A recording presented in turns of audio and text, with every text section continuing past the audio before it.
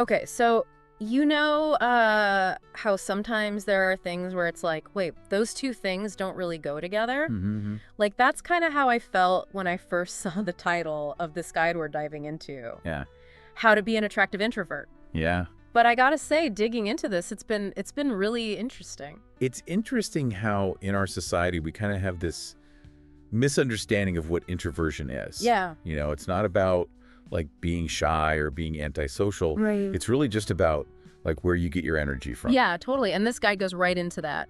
It talks about something called the introvert advantage. Mm-hmm. And it basically says that introverts like already have certain strengths that they bring to the table. Like they talk about deep thinking, they talk about empathy, being a good listener. Yeah. These are all qualities that like can be really attractive. And it's interesting because one of the things that it really emphasizes in the guide is authenticity. Okay. Like it specifically says that if you try to force an extroverted persona, it can actually backfire because people can spot inauthenticity from a mile away. A mile away. Yeah. So like step one, if you want to be an attractive introvert, be yourself. Okay. I like that. That makes a lot of sense. And it actually is a good segue into this next part, which is this big thing that the guide talks about, which is confidence. Mm-hmm. Confidence is king. Or queen, right. But it doesn't have to be like that loud life of the party kind of confidence. Exactly. Yeah. It's about owning your strengths, like we were talking about, and being comfortable with who you are as an individual. Right. And the guide gets really specific, you know, gives examples. Things like speaking clearly, making eye contact. Oh, interesting. So these might seem like small things, Yeah. but they have a huge impact on how other people perceive you. Yeah, because I think if someone's speaking clearly and they're making eye contact with me, it makes me like lean in more, you know? It's like they command attention without being over the top. And, you know, for anyone listening, have you ever like noticed that about people? Like how confident people just carry themselves? Yes. It's subtle, but it's very magnetic. It really is. It's like, you know that saying, confidence is silent, insecurities are loud. I like that. Yeah. Someone needs to put that on a t-shirt. Okay, but this next part, this is where I was like, what? The guide connects confidence to like self-care. Yeah. Like eating well and exercising and even like dressing well can boost your confidence. And at first I was like, what does that have to do with, you know, being attractive? Right. But then when I thought about it, it kind of clicked. It's about how you feel on the inside. Yeah. Right? When you're taking care of yourself physically, Yeah. it affects your energy, it affects your mood, it affects how you carry yourself.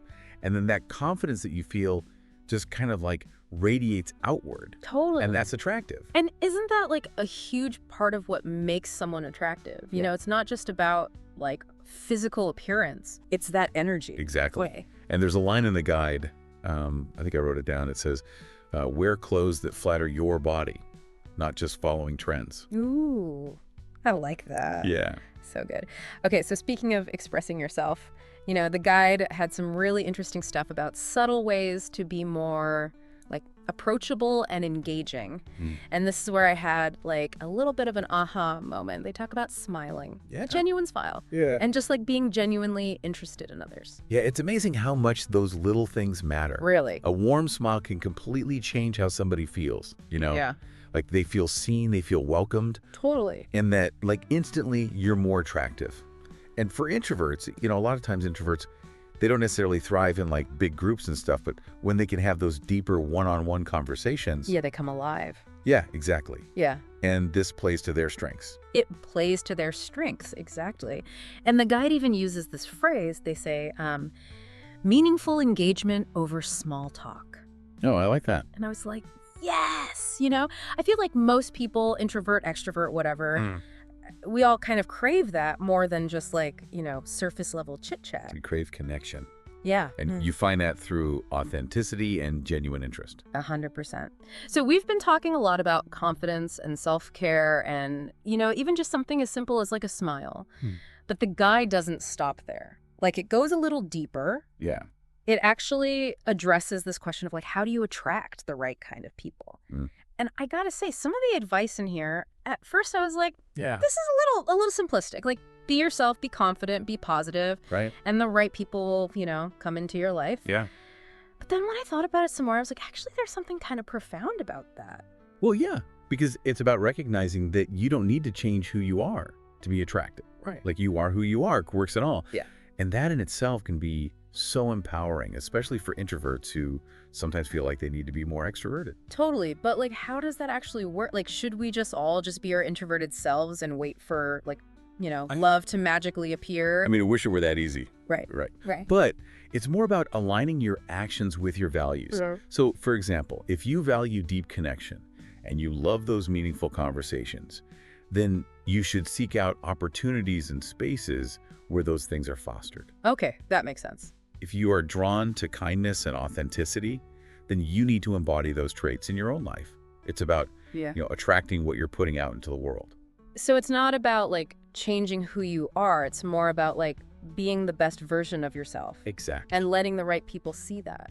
Yeah, and when you're coming from that place of authenticity, where you're not putting on an act, you're just like, this is me. Yeah. That's when you become magnetic. It's true.